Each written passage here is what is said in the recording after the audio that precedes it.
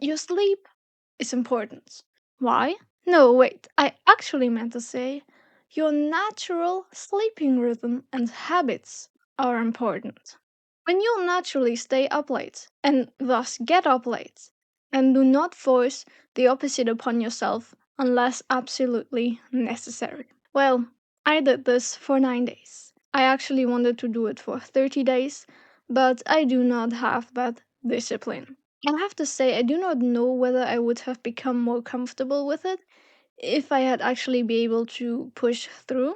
And these are my thoughts because I have realized something. First of all, it was horrible. Really, really horrible. Well, that's why I stopped. My goal was to write immediately after waking up at 5 a.m. I have written down my progress on each day, so here it is. On day one, I was really, really tired. I actually got up well. I actually did it. Writing in itself actually was good, so that was still fine. But on day two, I don't think that I've ever felt this tired.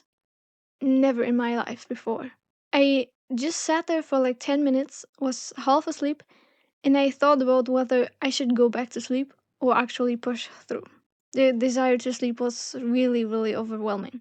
I believe this was also because the night before I could not really fall asleep, even though I had gotten up so early. And I also believed that I was barely able to write on this day.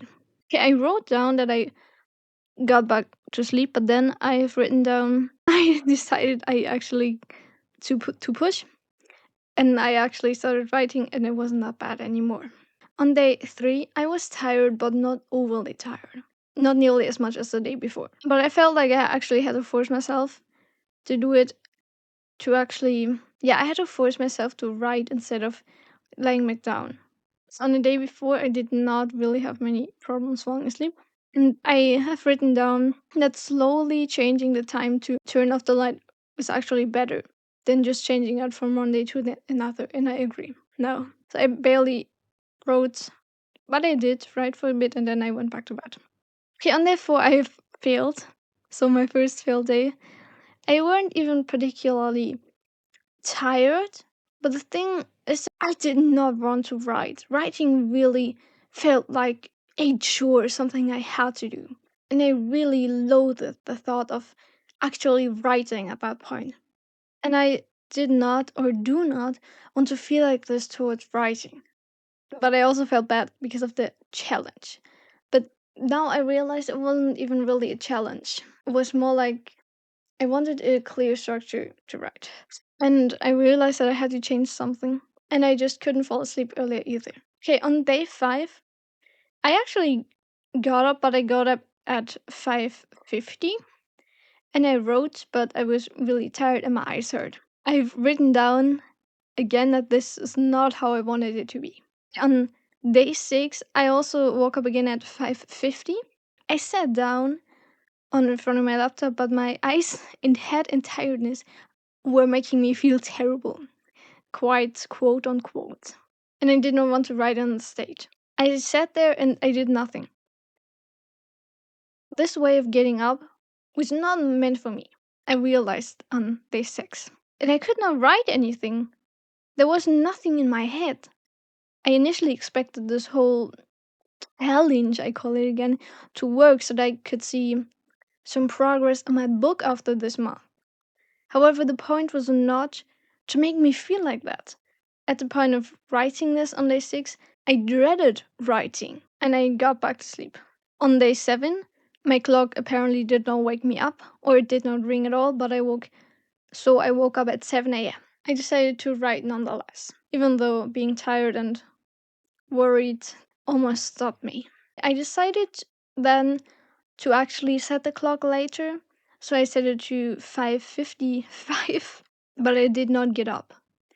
I got up very late actually.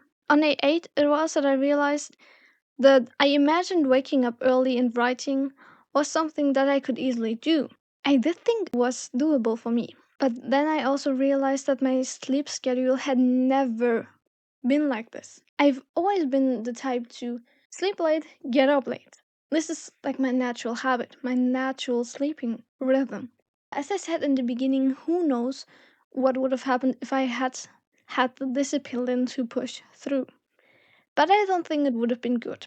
But I will expand on that at the end of the video.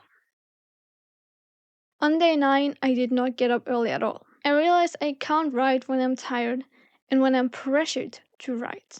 I felt dread and pressure for writing, something that was not ever supposed to happen. As a child, I've always written, and I wanted to get this back that I would write. But I was doing it the wrong way. I was doing something not good for me.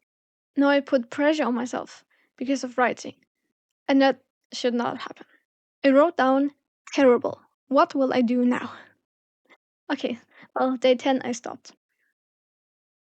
Now, I think that the worst part was the fact that I wanted, or rather not wanted, to write. My creative time had never been the morning, and forcing myself to do something that was supposed to be something good and even productive for me at this time really destroyed it for me. It destroyed my enjoyment. It became such a big chore in such a short while. Now I wonder, why would I want to change my sleep schedule?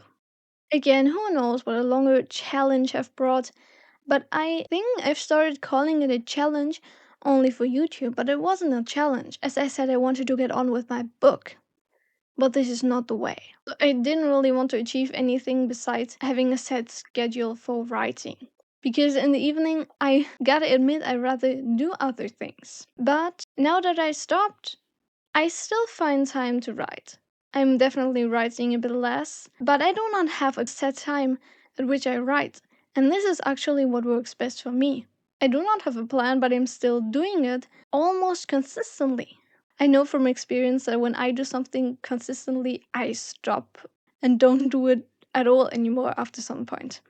So this is actually better for me. The point is, I think that you should optimize your natural habits. Now I think I have found what works best for me. And you also need to find what works best for you. You shouldn't change your natural sleep schedule or natural habits. Instead, you need to find them and optimize and utilize them. Now, even if you know your natural preferences, it might prove difficult for some people who do not have enough time. But actually, I'm going to make an assumption about you. You have too much screen time on social media. I bet you do. If you don't, then ignore this, and I hope you can find time. But if you do, cut that out and you'll have time. I promise. I'm actually going to make my next video about the fear of missing out and thus being on social media. If that's you, then please stay tuned. Otherwise, utilize your natural habits. I hope this video was helpful to you. If you have any thoughts on this, please leave me a comment. It would make me really happy. I'll see you in the next one.